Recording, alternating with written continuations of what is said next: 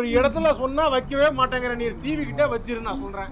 சோஃபால போடுற, அங்க போடுற, பாத்ரூம்ல இருந்து நான் எடுத்து வரேன். இப்ப ரிமோட்டை வந்து நான் வச்ச இடத்துல நீங்க வச்ச இடத்துல இல்ல, அது நான் எங்க மாத்தி வச்சிட்டேன். டிவி பக்கத்துல வைக்க வேண்டியது, சொல் பேச்சு கேட்கலன்னா என்ன? எவ்வளவு தடவை உனக்கு சொல்றேன். ஒரு நிமிஷம் நல்லா யோசிச்சு பாருங்க. 2022 மார்ச் மாசம் 21ஆம் தேதி சாயந்தரம் 6 மணி இருக்கு. நல்ல பெய்யுற மாதிரியே இருந்துச்சு, ஆனா பெய்யல. அன்னைக்கு சாயந்தரம் சுப தினம் 6:30 மணி.